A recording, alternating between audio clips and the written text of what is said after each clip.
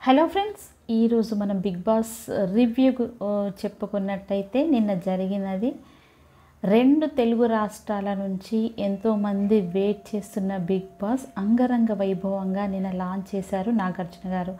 అసలు ఏంటి అని అంటే, ఈ బిగ్ బాస్ షోలో ఈసారి ఉన్న కంటెస్టెంట్స్ అంతా పెద్దగా తెలిసిన వాళ్ళు ఎవ్వరూ లేరు. ఇలా అందరూ యూట్యూబర్సే. ఓకే, అందరిని ఒక 35-40 లోపు ఉన్న మెంబర్స్ను మాత్రమే సెలెక్ట్ చేసుకున్నారు. ఓకే, పర్వాలేదు, ఒకరిద్దరు పెద్ద ఏజ్ వాళ్ళు ఉండొచ్చు.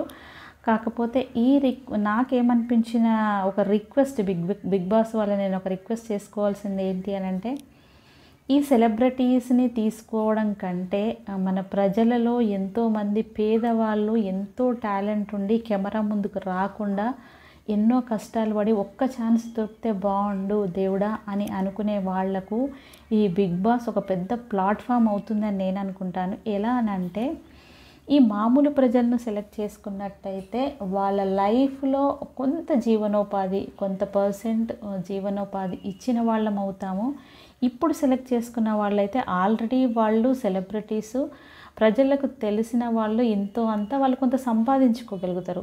ఇదే మామూలు ప్రజలకు వాళ్లకు ఏదో రకంగా ఎలాగైనా మనం బయటికి రావాలనే లోపల ఆత్రం అన్నీ ఉంటాయి. కానీ వాళ్ళకు ఒక ప్లాట్ఫామ్ క్రియేట్ అవ్వాలంటే ఈ బిగ్ బాస్ లాంటి షో అయితే ఎంతో కొంత యూజ్ అవుతుంది. వాళ్ళ లైఫ్ను వీళ్ళు సెటిల్ చేసిన వాళ్ళు అవుతారని అనిపిస్తుంది. మరి ఇలా మాట్లాడినప్పుడు వాళ్ళని ఎలా సెలెక్ట్ చేసుకోవాలి, వాళ్ళని ఎలా చూస్ చేసుకోవాలి ఈ బిగ్ బాస్లోకి అని అనుకోవచ్చు. ప్రజల్లోని మనం అనౌన్స్ చేస్తాము, మీ బిగ్ బాస్లోకి అందరూ రావడానికి అవకాశం ఉంది అని చెప్పినప్పుడు వాళ్ళు వస్తారు. 1000 మంది రావచ్చు, లక్షల మంది రావచ్చు. వచ్చినప్పుడు మనకి ఎంత మెంబర్స్ కావాలి, 17 మెంబర్సా 18 మెంబర్సా, వాళ్ళని ఏం చేయాలి అని అంటే, మామూలుగా లక్కీ డిప్ లాగా వాళ్ళని వేసేసి వాళ్ళని సెలెక్ట్ చేసుకున్నట్టయితే వాళ్ళకు కొంత జీవనోపాధి ఇచ్చిన వాళ్ళు అవుతారు. అసలు నేను మెయిన్ ఇంకొక రిక్వెస్ట్ ఏంటంటే, ఇప్పుడు మన ఈ బిగ్ బాస్ షోలో తీసుకున్న వాళ్ళంతా మన తెలుగు వాళ్ళు కానే కాదు, దాదాపుగా బయట నుండి వచ్చిన వాళ్ళకే ప్రిఫరెన్స్ ఇచ్చారు. అలా ఎందుకండి, మన స్టేట్ వాళ్ళకి ఫస్ట్ మనం ప్రిఫరెన్స్ ఇచ్చినట్టయితే, ఒక్కసారి ఇలా చేసి చూసినట్టయితే ఎలా ఉంటుంది అనేది ఒకసారి చూస్తే కానీ తెలియదు. తప్పకుండా నా ఒపీనియన్ నేను చెప్పాను, మీరేమంటారనేది తప్పకుండా నాకు కమెంట్ చేయండి.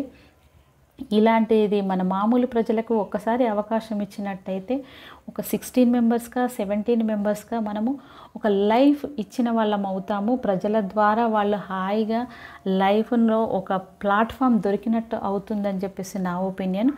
మీరేమంటారు తప్పకుండా కమెంట్ పెట్టండి. ఇక వీళ్ళ గురించి రివ్యూ చెప్పాల్సింది, 1 గంటలో చూడగానే వీళ్ళు ఇలా మాట్లాడారు, వాళ్ళు అలా మాట్లాడారు, వాళ్ళు అలా నవ్వారు కాబట్టి వాళ్ళు ముందుకు వచ్చారు, వీళ్ళు కష్టంలో ఉన్నారు కాబట్టి వెనకకు పోతారు, అలా కాదు. గంటలో వాళ్ళ గురించి ఏమి ఇవ్వాల్సింది లేదు. ఏమి మాట్లాడని వాళ్ళు వాళ్ళ పరిస్థితులను బట్టి రోజులు గడిచిన కొద్దీ వాళ్ళ స్ట్రగుల్స్ని గుర్తు చేసుకొని ముందుకు వచ్చేస్తారు. దాని గురించి మనం ఏమి పెద్దగా ఒక్కొక్క కంటెస్ట్ గురించి ఇలా అలా అని చెప్పాల్సింది ఏమీ లేదని నాకు అనిపిస్తుంది. నా ఒపీనియన్ ప్రకారం మీరు తప్పకుండా ఈ బిగ్ బాస్ షో ఓకే, ఇది వెంటనే జనాల్లోకి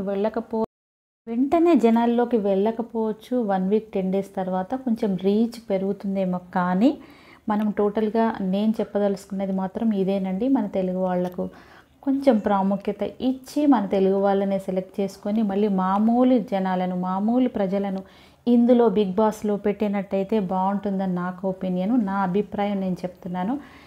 నా అభిప్రాయం మీకు ఎలా అనిపించింది నాకు తప్పకుండా కమెంట్ పెట్టండి. ఇలా బిగ్ బాస్ గురించి వాళ్ళ అప్డేట్స్ అంటే ఈరోజు నిన్న అయిపోయింది, మళ్ళీ ఈరోజు 9:30కి స్టార్ట్ అవుతుంది కదా, మళ్ళీ రేపు నేను డైలీ ఒక వీడియోని రిలీజ్ చేస్తూనే ఉంటాను. నా స్టైల్లో నాకు అనిపించింది నేను ఓపెన్గా చెప్పేస్తాను. నాకు అక్కడ మొహమాటం అసలు ఏమి ఉండదు.